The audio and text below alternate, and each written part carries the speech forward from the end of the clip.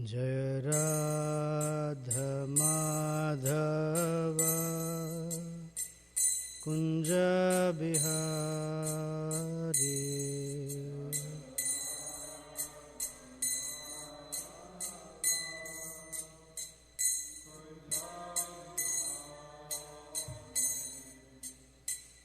गोपी जना वल्लभ गिरिवरधारी।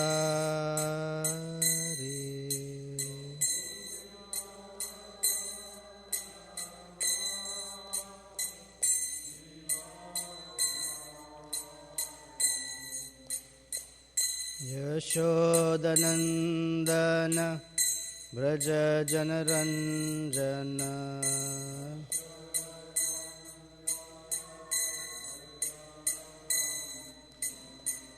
यमुनातीरावनचारी।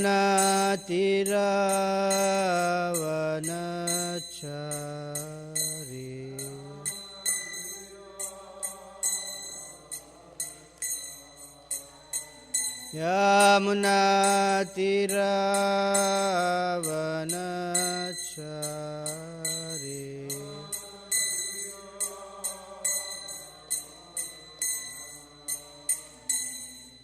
जय राधा माधव कुंज बिहारी।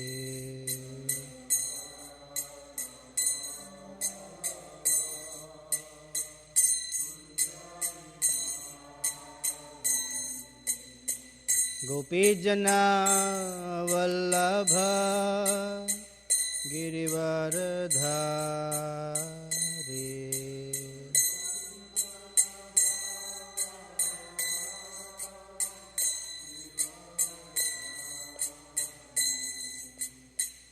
यशोदनंदन व्रज जनरंजन।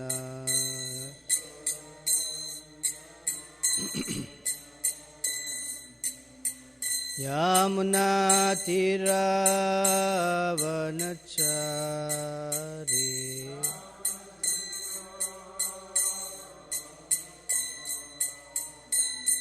जय Radha Madhav Kunj Bihari.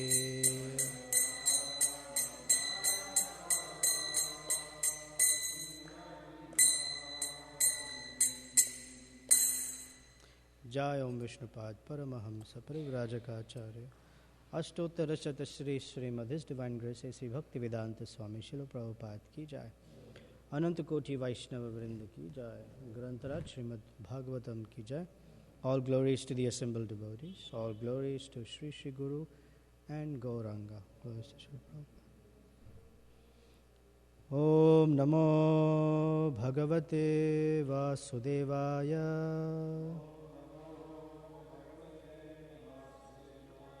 Om Namo Bhagavate Vasudevaya. Om Namo Bhagavate Vasudevaya. Srimad Bhagavatam Canto 4, Chapter 29, Text 70. Naham mameti bhavoyam purushe vyavadhiyate yavad buddhi manokshartha गुणव्यूहो हि अनादिमान्। नाहं ममेति भावोऽयं पुरुषे व्यवधीयते यावद्बुद्धिमनोक्षार्थ गुणव्यूहो हि अनादिमान्।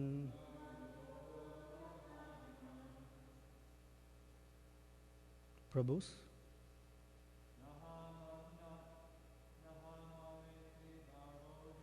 Naham mameti bhavoyam purushe vyavadhiyate yavad buddhi manokshartha गुणव्यूहो हि अनादिमान्। नाहं ममेति भावोऽयं पुरुषे व्यवधीयते यावद्बुद्धिमनोक्षार्थ गुणव्यूहो हि अनादिमान्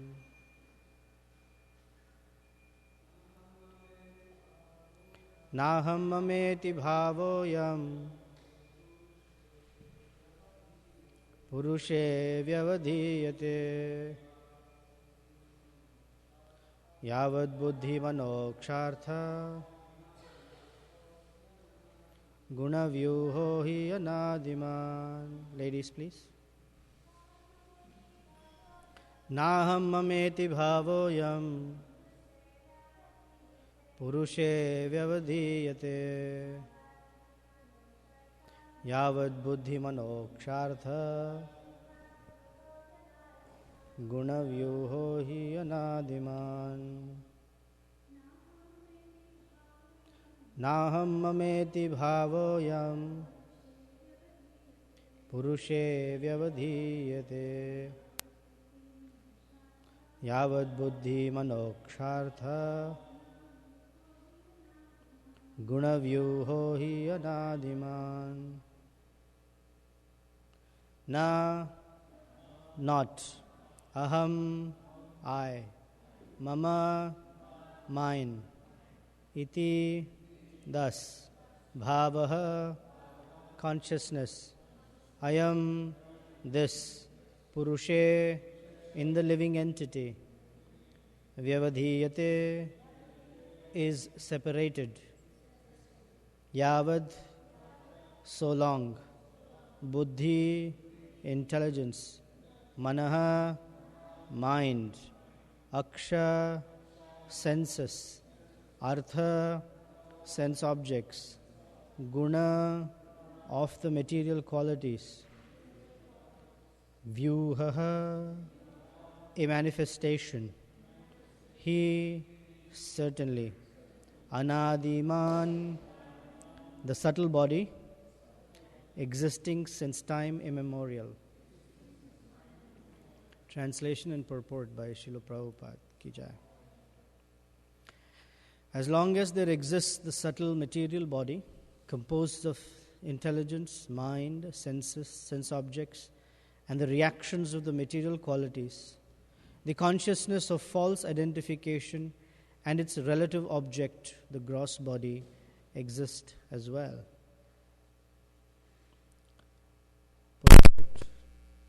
The desires in the subtle body of mind, intelligence, and ego cannot be fulfilled without a gross body composed of the material elements earth, water, fire, air, and ether. When the gross material body is not manifest, the living entity cannot factually act in the modes of material nature. In this verse, it is clearly explained that the subtle activities of the mind and intelligence continue due to the sufferings and enjoyments of the living entity's subtle body. The consciousness of material identification, such as I and mine, still continues because such consciousness has been extant from time immemorial. However, when one transfers to the spiritual world by virtue of understanding Krishna consciousness, the actions and reactions of both gross and subtle bodies no longer bother the spirit soul. Om Ajnanatimirandasya Jnananjanachalakaya Chaksurunmilitam Yena Tasmai Shri Gurave Namaha Shri Chaitanya Manobhishtam Sthapitam Yena Bhutale Swayam Rupa Kadamahyam Dadati Swapadantikam Vancha Kalpatarubhyascha Kripa Sindhubhya Evacha Patitanam Pavanebhyo Vaishnavebhyo Namo Namaha Jai Shri Krishna Chaitanya Prabhu Nityananda Shri Advaita Gadadhara Shivasadi Gaura Bhakta Vrinda Hare Krishna Krishna Krishna Hare Hare Hare Rama Rama Rama Hare Hare.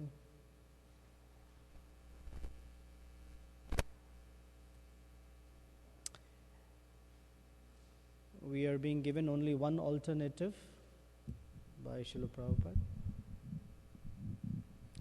And that one alternative is to become fully Krishna conscious. There is nothing even fractionally less than that. There is not another solution. It's a binary solution. Either this or that.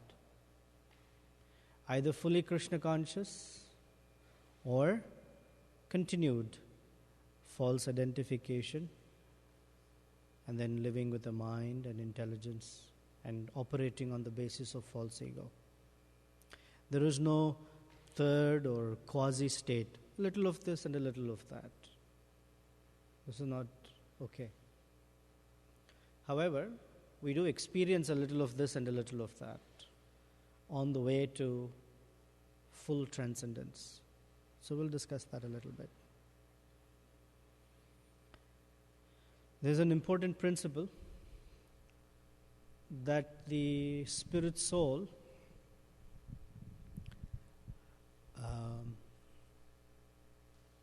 that has a material mind and intelligence, or said differently, a spirit soul that is bewildered by false ego into thinking, I am this body and things connected to this body are mine. Like Prabhupada would say, society, friendship, love, nation, etc.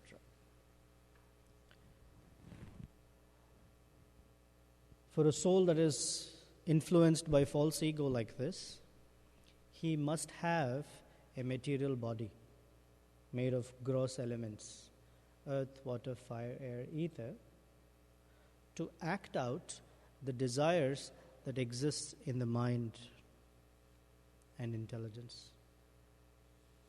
Desires primarily reside in the mind, but the mind and intelligence combination is necessary for acting out those desires. If there is no gross body, you cannot act out those desires. This is because the sense objects, here the word is yavad buddhimano akshartha. Yavad means as long as. Yavad kriya tavadidam manovai. As long as. And he gives the list. Buddhimana, aksha, the intelligence, the mind, the senses, and artha, the sense objects. They all have to interact with each other, and sense objects have to exist in their gross form. For action to happen, for activity to take place, for time to influence the combination of mind, intelligence, senses, and sense objects to interact with each other. And mostly all these activities happen in ignorance. The senses and sense objects for a conditioned soul primarily are in ignorance. They're created from ignorance and they act in ignorance. Ahara nidra bhayamaitunam cha. It is only by purification of the mind and intelligence that the senses begin to transform into goodness.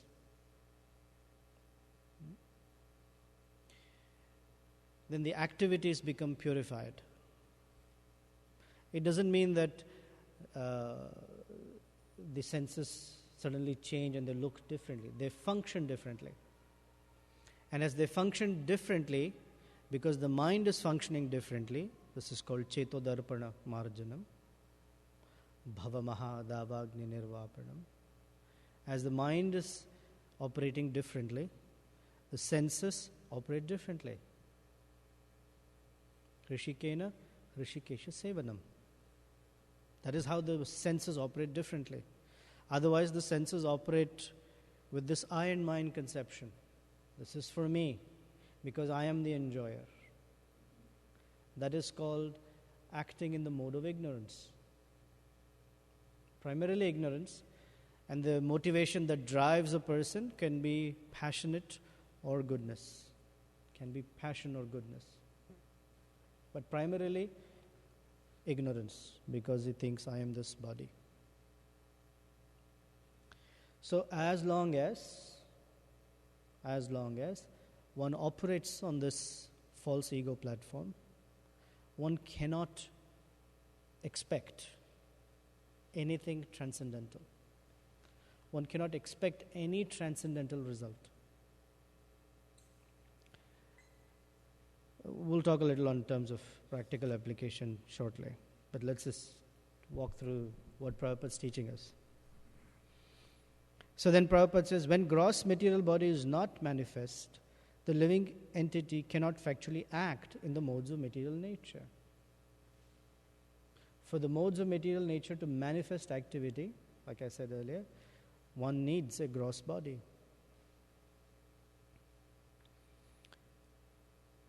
However, he says, in this verse it is clearly explained that the subtle activities of the mind and intelligence continue due to the sufferings and enjoyments of the living entity's subtle body.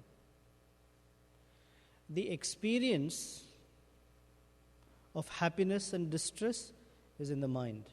It is not in the gross engagement of the senses anyway.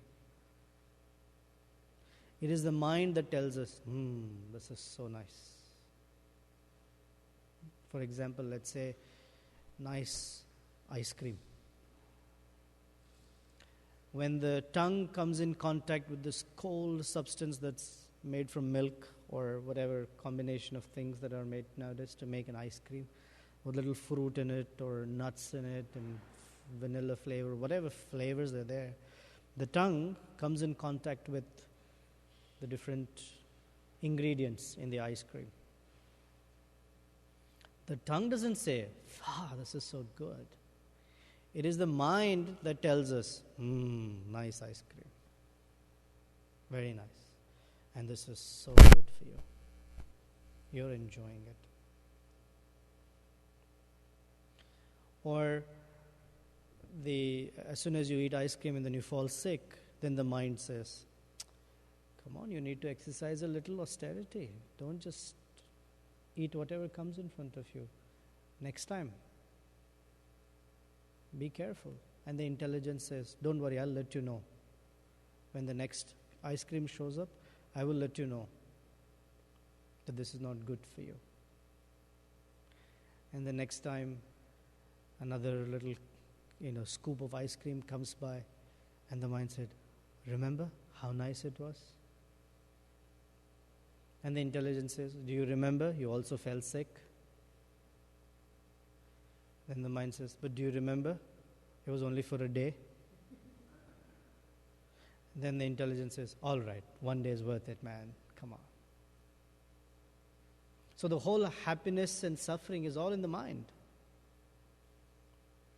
Actually, the circumstance itself is neutral. But we have impressions, we have conceptions, and we interpret. So for Prabhupada says, one man's food is another man's poison. For someone, the situation is happiness, and for another person, the very same situation is distress. It's a completely different experience for them. So this experience of happiness and distress continues in the mind or in the subtle body, as Prabhupada is saying here. But it cannot manifest without a gross body. Some expression of it cannot manifest.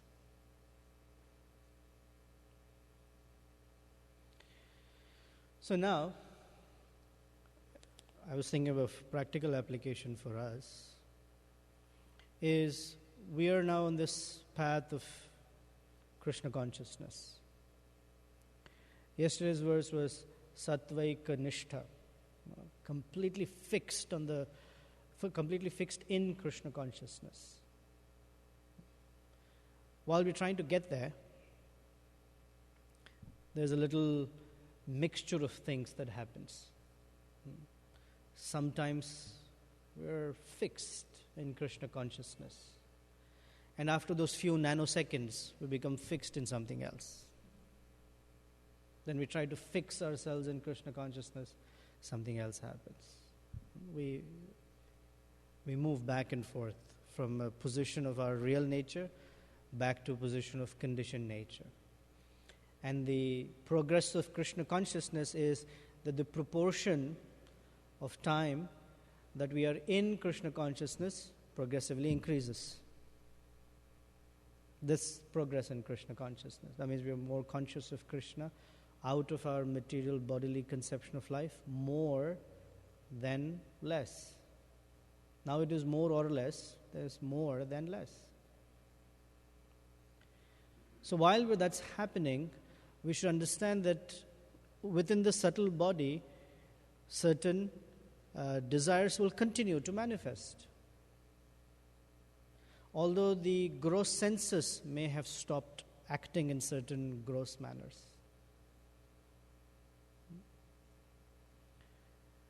So I may have stopped smoking, I may have stopped drinking, I may have stopped eating meat. Certain activities must have stopped. But on the subtle plane, those activities may still be happening. Or at least once in a while it might show up its head. Hey, do you remember that, whatever, meatball sandwich? Do you remember the time when all you and your friends had gotten together and you had, whatever, this party, and it was not so bad. We had fun. Or when we drive by, look at something, and it somehow triggers a whole mental picture of all the experiences of the past. But the progress in Krishna consciousness is to let that intelligence tell us, that was past life, you shouldn't really get into it now, and move on. So the subtle activity may be still happening, but the gross activity doesn't happen. That's one level. Another level is that the subtle activity may not happen, but the subtle tendency may show up. This is similar to the discussion we had yesterday. There is gross engagement in activity called papa. Then there is bija. It's in seed form. That is, activities there in a very seed-like form. And before that is kuta. Kuta is the tendency. The tendency for something to do. So the tendencies might be there, but the activity, the subtle activity may not come up. It's possible. I mean, that's the progressive stage. Then we know, if I put myself in that environment, I know that my past desires may get activated. So I'm not even going to put myself in that environment. I'm not going to let my mind move in that direction either. And at the next stage, even the kutam, the tendency, goes away. This is progressive stages of Krishna consciousness. So as the mental, material activities are decreasing, what is causing this is a progressive increase in knowledge, jnana, or vidya. Vidya vadhu jivanam. So Krishna describes in the Bhagavad Gita, that section of chapter 3, where it is discussing lust. Lust is that tendency to act on a bodily platform, to act in terms of I and mine. That is what is lust. Because when one acts on the basis of I and mine, one is acting in the mode of enjoyment, selfish enjoyment, separate from Krishna. So the way to, Krishna uses the language, to kill lust.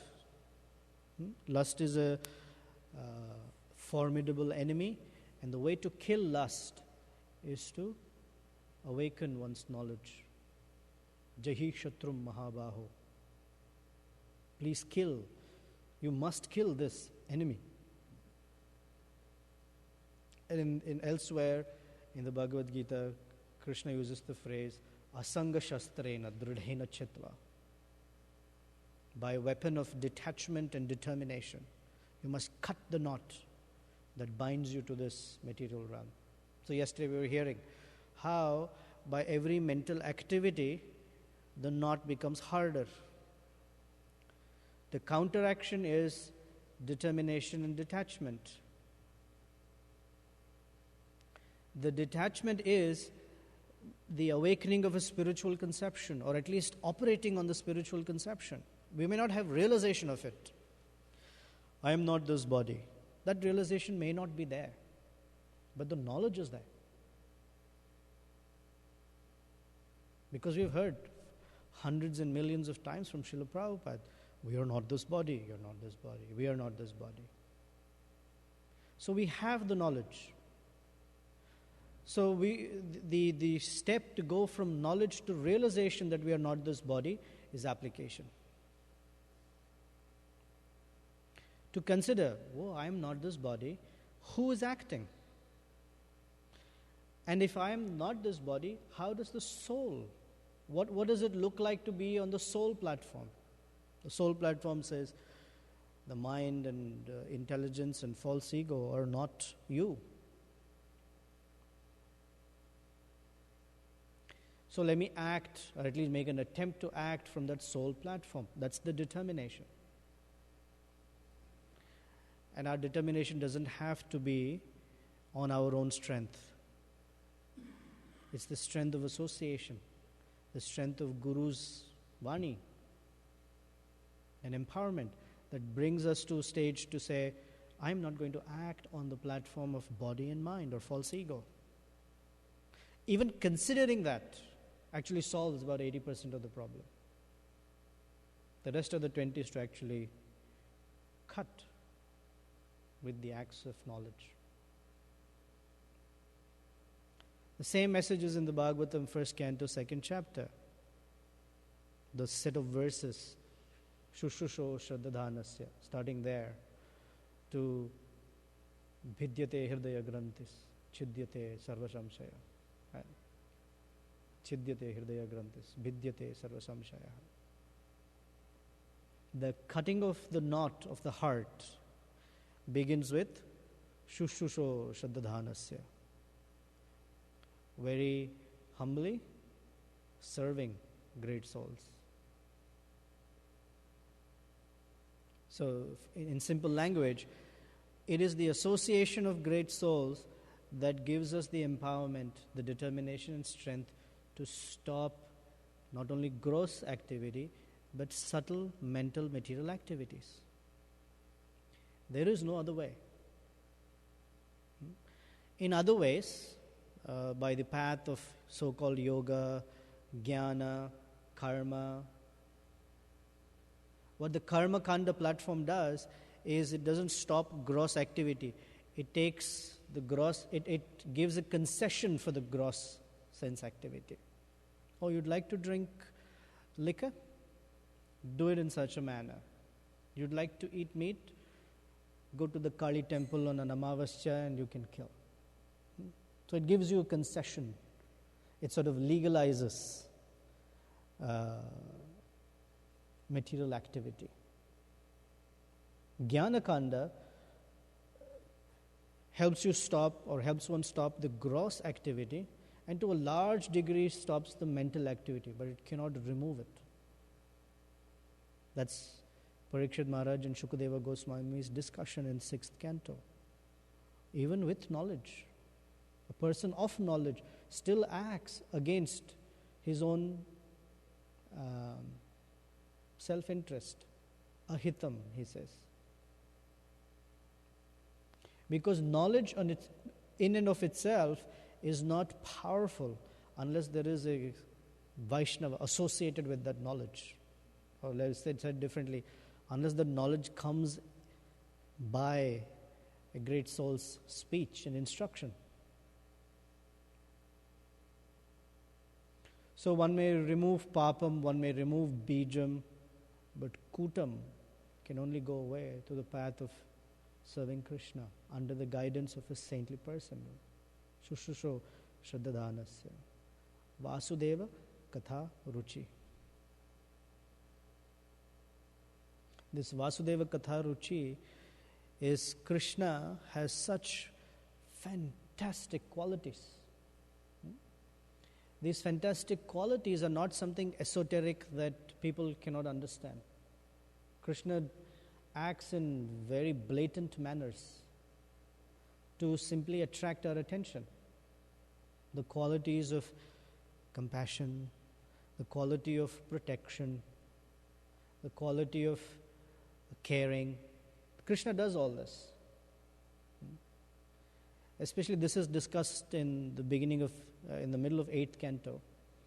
After Gajendra Moksha pastime is over, Shukadeva Goswami speaks about the pastime of the churning of the milk ocean. And he speaks of the whole pastime in one verse. That the demigods and demons had some strife, and the Lord very nicely helped them when they churned the milk ocean, and moves on. One verse. So Parikshit Maharaj stops him. And so the description is that Shukadeva Goswami is giving Parikshit Maharaj an opportunity to churn the topic even more. And it's not that Parikshit Maharaj doesn't know the pastime. So he asks, whoa, why did the demigods and the demons fight with each other? I would like to know the specific forms of the Lord as the tortoise. Why did he take that form? I also want to know the appearance of the Lord in his feminine form as Mohini Murti. Can you speak about that? And as he describes, he says, I'm actually feeling great happiness now in this stage of my life that I never experienced previously. Because I'm drinking, and he says, I have a conflict of emotions right now. I'm drinking this nectar that you are providing me by your speech of the Lord's pastimes. As I'm drinking this nectar, I'm feeling great excitement and happiness. At the same time, I'm left with such a feeling of yearning that is somehow, whatever I'm receiving is not satisfying enough. I want more. That's my struggle. So can you please speak more about Krishna?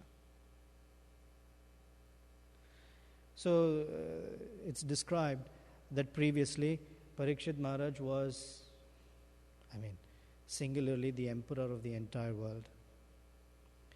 Top class devotee, Mahabhagavata, the grandson of Maharaj Yudhishthir, Arjuna specifically. All great qualities already manifest in him even by the time he was born. Right? In the 12th chapter of 1st canto, Dhaumya describes all the great qualities of Maharaj Parikshit. In this quality, he will be like Lord Ramachandra. In the quality of giving charity, he will be like, I keep forgetting his name every time. What is that? Maharaj Shibi. In this quality, in the quality of archery, he'll be like Arjuna. In this quality, he'll be like this great personality. He'll be like that great personality. But Maharaj Parikshit is saying, despite all of this, only now, in the past 7 days, that I'm actually relishing full happiness of my life. Because all subtle, gross activities that are within the material conception have stopped. This is his speaking. We know he's a great personality, but he's saying, I'm so involved in affairs of this world. Now is when I'm actually relishing life. So please speak more. This is the Shushusho Shradadhanasya Vasudeva Katharuchi Syan Mahat Sevaya Vipra Punyatirtha Nishevanat. The word punya, it seems, means the cleansing of the heart, especially in relation to Krishna. We use punya also for karma kanda or material activities. But that is not punya in its true sense. Punya means that which completely cleanses the heart because it is in relationship with Krishna. So then the pastime is narrated. And in that pastime, the Supreme Lord appears in so many different forms. As the specific appearance of form is called Ajita. He appears in all these beautiful arms and helps the demigods bring the Mandara mountain. Then he becomes a tortoise to act as a pivot for the mountain. So Parikshit Maharaj asks, why did he take that form? Well, he is the Supreme Personality of Godhead. For his enjoyment, he can take any form. And he had this transcendental itch on his back. And it required the Mandara mountain to nicely, give him a nice scratch. And he felt very pleased. Then he acts as Mohini Murthy. In fact, Dhanavantri. Then Mohini. So one pastime, so many different forms of the Lord. For example. So the progressive cessation of gross and subtle activities can only come from hearing of Krishna's qualities, Krishna's activities.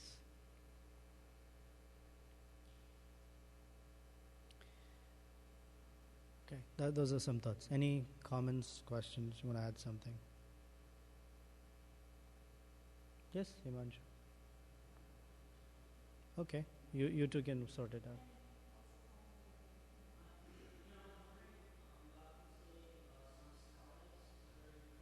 Yeah.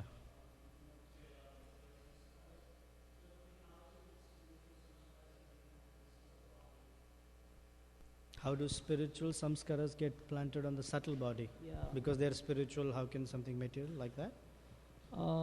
Actually, more in terms of the technique. I was just thinking, might be helpful if I had more spiritual samskaras on my subtle consciousness. Correct. Like things that kind of impact. So, I guess there's no mechanical way to go about that. It just happens when it happens, or is there a way to? Well, that's the mechanics of it per se are given in that next verse. Shrunvatam swakatha Krishna punyatirtha nishevana. Hridayantasto hyavad. No, I'm mixing the verses. Shrunvatam swakatha Krishna punyatirtha nishevana. Shravanakya. My gosh, I include two verses.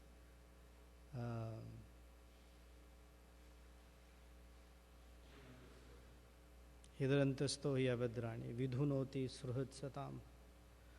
Suhrit, as a very dear, well-wishing friend, Krishna cleanses the consciousness. How does he do it? Does he have a brush or chisel? No, that's the mechanics of it. Shrunvatam swakatha Krishna. The potency of that sound vibration that is in relation to Krishna makes a indelible impression on the consciousness. Just as other sound vibrations also make indelible impressions. In Sanskrit this is called samskara, in English it's called samskar. Is there?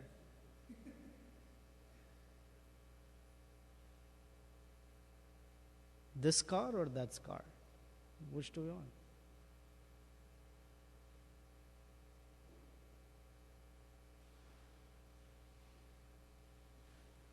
You want to add something to this? I was going to say, since the spiritual samskaras, they don't seem, they're more powerful.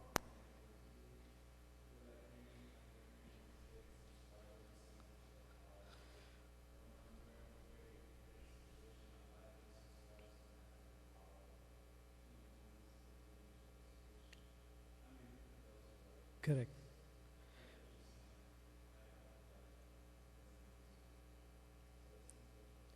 I was thinking about it. In physics, there is a phenomenon called resonance. The tuning of a piano with a pitchfork, tuning fork. Tung.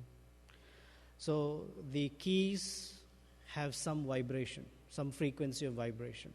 You take a tuning fork, and when this frequency matches that frequency, it's called resonance. Correct? So the material's sound vibration has a particular frequency. Come enjoy me, come enjoy me, come enjoy me.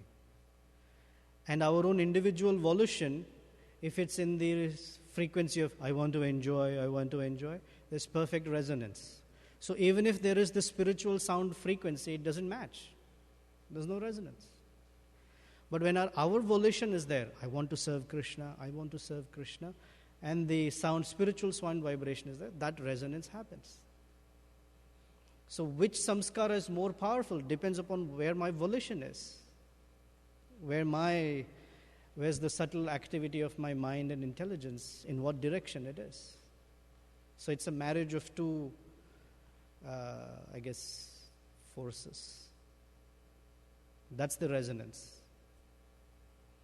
So we may be hearing whole time, but inside, if it is, I want to enjoy, even subconsciously, we may not be consciously thinking like that, but I want to enjoy, then the resonance will not happen.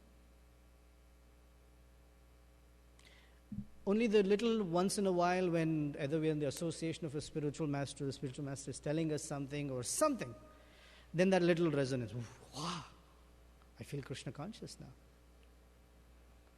And then goes back.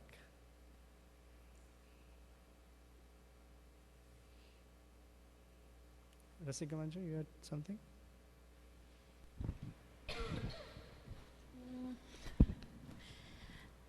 So when we are hearing, picking up from what you were just responding to Jai Jagannath Prabhu, it depends on our internal disposition. What am I more favorable to? What is my intention?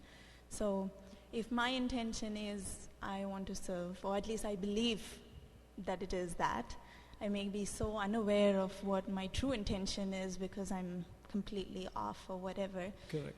But I'm hearing at the same time, and I feel that I'm sincere and I want to serve and I have a good mood of service and I understand I have some limitations, all that, but in my heart that it's in the right direction. It's well-intentioned. Yeah, I believe that. Yeah. And I'm hearing, and I'm obviously hearing things that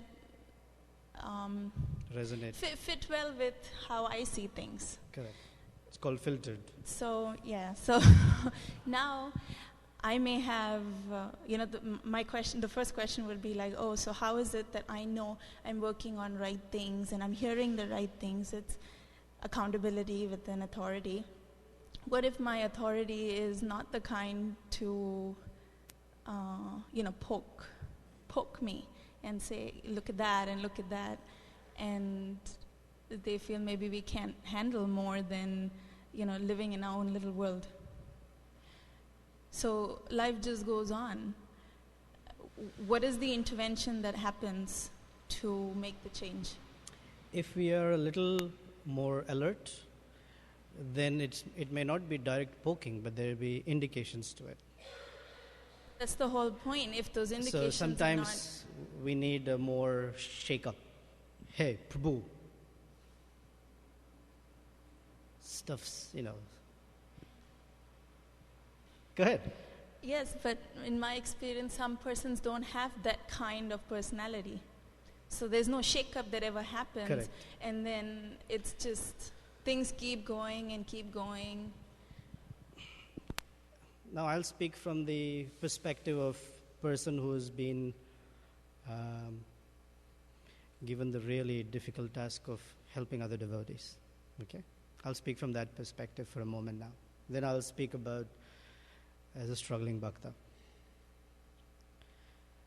As long as the general direction seems all right, and there are no major, we call offenses, As if the general direction is all right.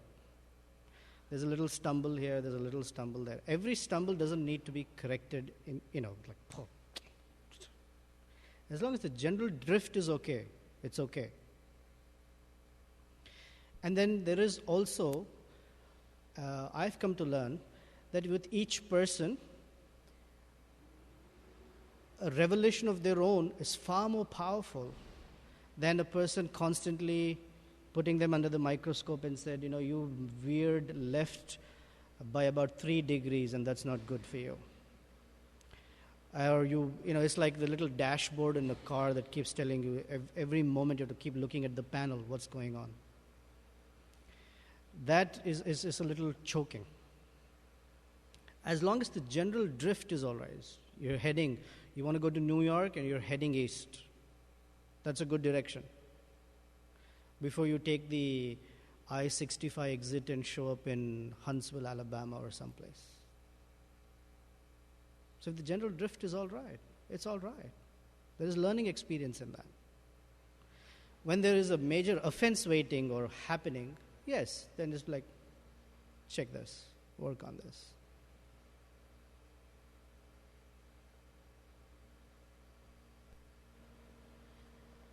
I'm going back to your question to Guru Maharaj the other day about even financial contributions. Correct. So these are again symptoms of no poking happening or... Correct. But yeah, the direction is in general maybe right, but apparently there's no stagnancy in devotional service. So it's either going back or you're moving forward, right? That is not a reason by which someone moves back. No, it's not. But it seems, I'm just using that as an example. Fine, then I got it. It tends to then be culture in a community. So then taking that particular example, there is also a sense of attachment. Okay? There are ways of helping one detach. One is you just chop their hands off, so it's a lot easy. My hands are still here, but I'm moving aside because someone chopped my hands off. Now I'm detached. The other is convincing. Like Bhakti Vinod Thakur. What's that called? Humble persuasion? What's that phrase Maharaj uses? Some persuasion. So that they will be willingly. This is far more powerful as an experience than chop someone's hands off. Who can do that? Depends. Narada Muni is helping Prachina Barhishat become detached. Not everyone can help anyone and everyone become detached. You can put something in someone's, let's say, consciousness. In that example, Prabhu, it would be nice if you can be more charitable. It's good for you. But because there is attachment, either it doesn't touch or it's like it creates more apathy. So it has to be brought into discussion in a different way. The fact that it is being discussed and it's a topic is a way that it brings... Okay, some people will still say, oh, I didn't hear that lecture. Was that discussed? Really? When was that discussed? I heard that lecture. Maybe I missed the question or something. That's the second level of filter. But the first level is that the thought's already in the ether, if you will. So those who are a little thoughtful will pick it up. It doesn't have to be specifically, I'm going to chop your hands off to make you detach. It doesn't have to be that way. Then there's the next level of filter. Did you hear that? What did you feel like? What's your thought about that? Yeah, but. It's the yeah, but phenomena. Then there's the third level, to take them from yeah, but to the yeah stage. So it's work, and takes a lot more than... I just want to let you know that Rupa Goswami said 50%. If you can't do 50, then just do something, but this is good for you. It won't work. So, and you have to treat each person as an individual. Like a common solution will not work. So it's a little bit more at least in my small world, it's far more complicated than black or white. Most people cannot even handle black or white. It has to be only black or only white. If it is two, then it's difficult.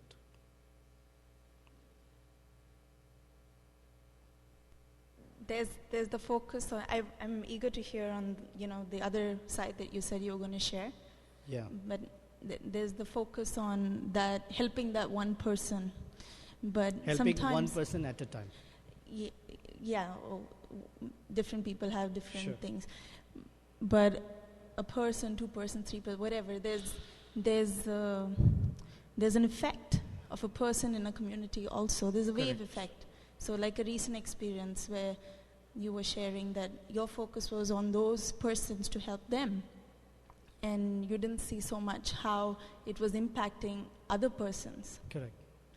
So it's not like I see it as, be gentle and in the powerful way that you're expressing versus chop your hands off. I know you're saying it for an impact, but it's not always like this way or that. It's not like an extreme. I guess that's what I'm saying, that there are other people also in the picture always. And correct. Other people get impacted because other people also have issues. But as a person in a community, I feel like what helps me understand what I should be working on. You know what I mean? If I'm hearing with my filters, everybody else hearing their filters, and I'm not getting any poking or, I'm sure you understand what I'm saying. I totally understand. Okay. I totally understand. My answer is not going to change, except what I'm hearing is, let's say in your case, maybe more poking is necessary, and you might appreciate that. Or that may be a different kind of intervention might be necessary for someone else, but that's necessary. Yes. Correct. Approaches are different, the intensities are different. Totally. So it has to happen on a individual one-on-one basis. To me, that's how it feels.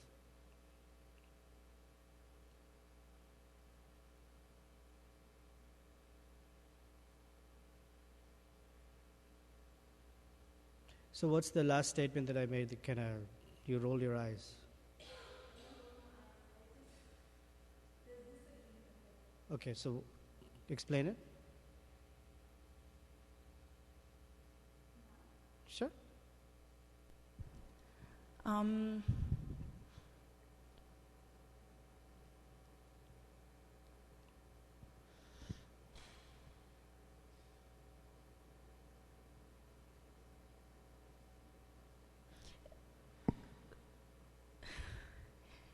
I don't know how different styles can ever be reconciled. So if, like from for example, you're sharing an approach to certain things, and as a member, I don't see movements, for example. I'm not saying this is our situation or our community. I'm just expressing correct certain experiences. Then how am I to believe that approach makes sense when I also have a different personality? And the more pokey approach, or the more straightforward, upfront approach is not being done with me also. And how am I supposed to appreciate that this is making movement for others when I'm also not seeing that?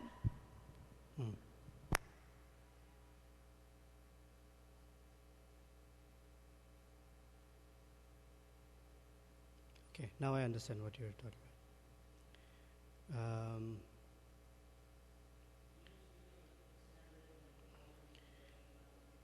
Yeah. I'd like to take this as a personal discussion, but let me say what the point is. The point is, I like someone to tell me, this is wrong, you're not doing this right, or you're doing this right. Some persons may not be that kind who will do that. They may be subtler or more patient or just not so verbal about it. And so I would appreciate if someone says like that to me. But if I am not seeing that, even if that other style is making a difference, so how am I to feel that what's being done is right? I want to see either this works or that works. And if this is not how it's going to work for me, I'm not seeing that happen for working either. So how do I know that things are okay? Right? Right.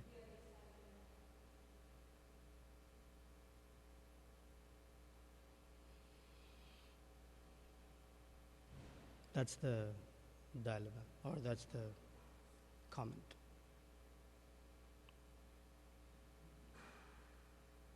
Yeah, Karunanidhi Prabhu. You want to answer this one? Go right ahead, man. But according to my understanding, that there are two gurus. One is called Chaitya Guru, who is inside and dictating what I have to do, what I have not to do. And another is external guru, that which we have accepted as initiation. So under this circumstance, these two gurus, they can help to choose. One is Chaitya Guru, the other is? Another is Bhaya Guru, means external guru. That means from whom you have taken initiation.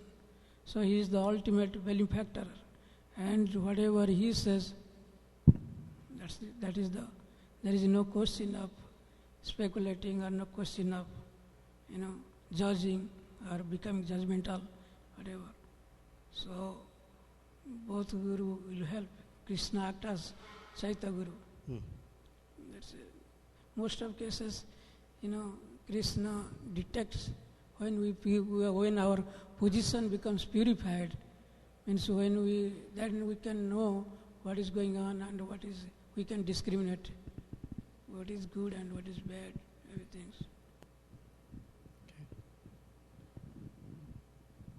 Okay. All right. Thank you very much. Srila Prabhupada ki jai. Srimad Bhagavatam ki jai.